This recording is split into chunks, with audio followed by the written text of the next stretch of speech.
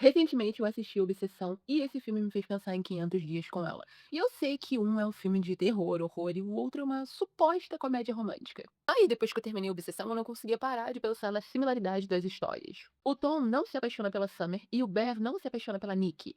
Os dois ficam obcecados com as versões dessas mulheres que eles criaram na cabeça deles.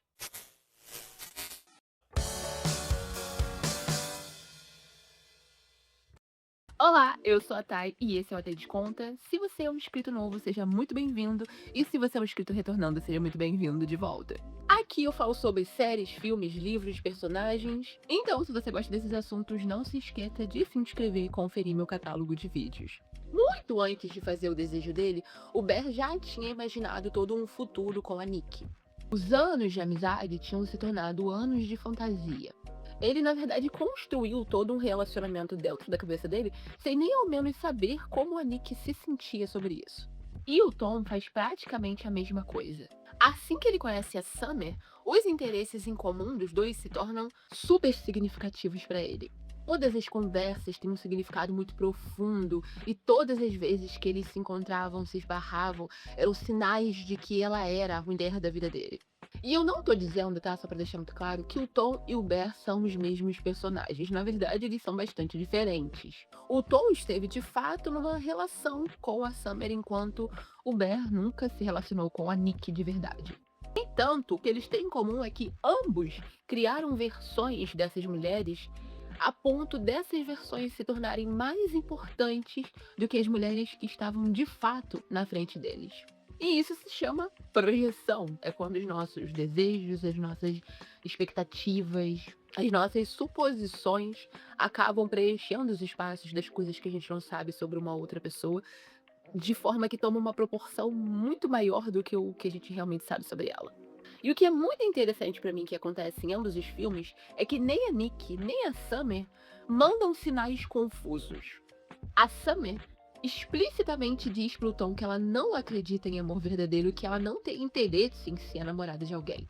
Ela descreve o que eles têm como algo casual. É algo onde não se criam expectativas de um relacionamento sério. Só que o Tom mal leva isso em consideração. Ele ouve, mas ele não a escuta em si, porque ele tá preso demais no fato de que ele tá com ela ali. Então ele continua interpretando todo momento íntimo que eles vivem como um sinal de que o relacionamento tá ficando super sério. Um bom exemplo é aquela cena onde a Summer tá contando pra ele sobre um sonho recorrente que ela tem. Muito perceptível ali que é um momento de vulnerabilidade pra ela. Mas a gente mal sabe sobre o sonho, porque a atenção do Tom não estava no que de fato ela dizia, mas sim no que ela contar esse sonho pra ele significava pra ele. As palavras da Summer se tornam menos importantes do que a interpretação que o Tom tem das ações dela. Só que todo mundo do lado de fora da relação consegue perceber isso. O Bear faz algo muito similar com a Nick. Quando ela conta pra ele que ela quer largar o emprego na loja de música e focar na carreira dela, em ser artista e tal, o Tom não tá muito preocupado em ouvir as aspirações dela e conversar com ela sobre o futuro que ela quer construir. O foco dele vai pro fato de que ele não vai mais encontrar com ela quase todo dia e que ele tá ficando sem tempo pra poder contar a ela como ele se sente. A decisão da Nick só é significativa pro Bear porque afeta o relacionamento que ele imagina que tem com ela.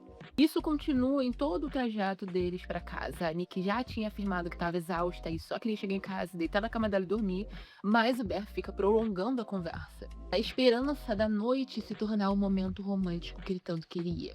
Irônico é que a Nick dá a perfeita oportunidade pra ele confessar os sentimentos dele por ela, mas ele fica com medo, hesita e acaba falando que eles são apenas bons amigos. Do you like me? What? Because if you do, now's the time to tell me. I think we're good friends. Okay. Good. Good night. E aí, ao invés dele aceitar o que a resposta dela pra isso sugere, ele espera ela sair e faz o pedido.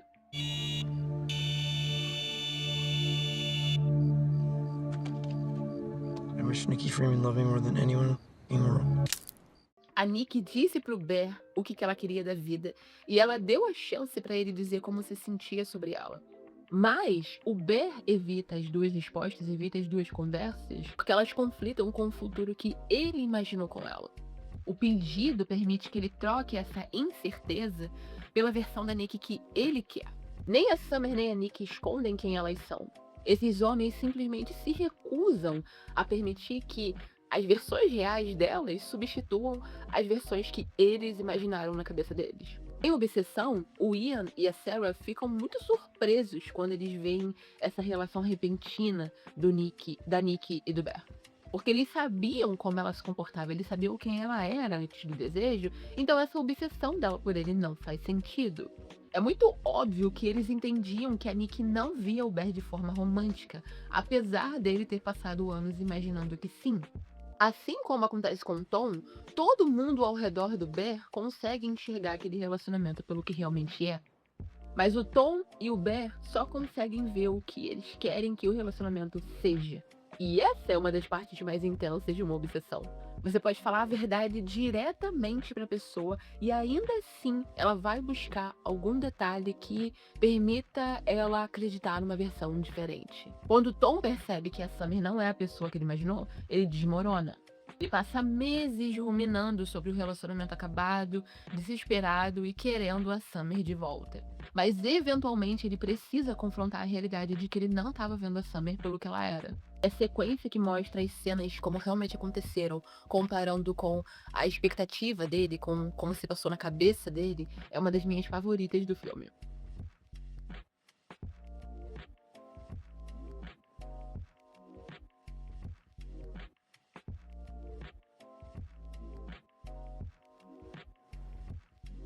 Já com o Bear, ao invés dele mudar o desejo dele, ele muda a Nick. Porque o Salgueiro dá a ele o poder de criar a fantasia, de proteger a fantasia que ele criou. Só que a versão da Nick que ele recebe mal se assemelha com a mulher que ele diz amar. Os interesses, as ambições e os relacionamentos dela não interessam mais. Tudo sobre ela circula ao redor do Bear. Ela se torna vazia e a única característica dela é o quão desesperadamente ela quer ficar com ele. Bear, I love you so much. I don't think I could live without you. You love me more than anyone in the world? Yes, more than anyone. E o Bear consegue ver que a verdadeira Nick tá sofrendo. A obsessão dela é assustadora, é dolorosa e é não natural. E ainda assim, ele não prioriza libertar ela disso. Mesmo depois de entender o que o desejo dele fez, todo ele, ainda tá preso a manter a Nick com ele de alguma forma. Isso fica muito claro quando ele liga pro saque do Salgueiro. O primeiro instinto dele não é nem pedir pra cancelar ou pra reverter o desejo. Ele ainda quer o mesmo desejo, ele só quer uma versão que permita que ele tenha a Nick sem essas consequências horríveis. Ele nunca escolhe a Nick como pessoa, ele escolhe o que ter o corpo, a presença da Nick, tê-la como namorada, representa pra ele. Porque ele nunca tem a Nick de verdade. Ele tem acesso à mulher que ele passou anos fantasiando sobre. Mas a pessoa real por dentro daquele corpo simplesmente desapareceu, praticamente desapareceu. E mesmo assim, depois de tudo isso, não é suficiente para fazer o Bear desistir. O que diz muito sobre o caráter, sobre como os desejos dele são obscuros. A personalidade da Nick nunca foi uma parte importante da fantasia dele. Ele só queria a validação de ter esse tipo de mulher devotada a ele.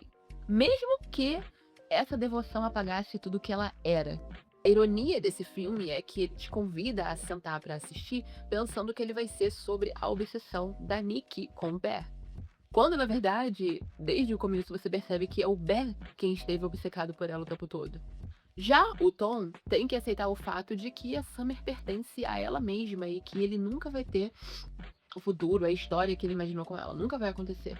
Já o Bear recebe o poder de evitar essa realidade. O resultado mostra como a fantasia dele nunca deixou espaço para Nick. É normal que a gente, em algum momento da vida, tenha projetado algo em alguém, os nossos sentimentos em alguém. Seja imaginando como namorar com essa pessoa seria, seja confundindo compatibilidade com possibilidade. Às vezes a gente se prende a quem alguém poderia ser, ao invés de quem essa pessoa realmente é. E a maioria de nós acaba sendo vencido pela realidade eventualmente. Mas aceitar isso é difícil. Porque se importar de verdade com alguém requer dar espaço para essa pessoa ser quem ela é, para além da sua imaginação. This thing, what are we doing? I mean, is this normal? No, I don't know. I don't care. I'm happy. Aren't you happy? You're happy? You're not? All we do is argue. That is bullshit. Porque se importar com alguém requer dar espaço para que ela exista, para além da sua imaginação. Bom, então é isso. Eu espero que você tenha gostado demais desse vídeo. E se você gostou, comenta aqui embaixo o que você achou, quais foram as suas percepções sobre esses filmes, se você também sentiu assistindo que havia todas essas similaridades, um filme te fez pensar sobre o outro e etc. Também fala aqui pra mim quais outros filmes, personagens, séries você gostaria que eu abordasse aqui. Não se esquece de se inscrever aqui no canal pra não perder os próximos vídeos, deixar um like se você curtiu esse e compartilhar com os seus amigos que também assistiram Obsessão e 500 Dias com Ela. Um beijo e até o próximo vídeo.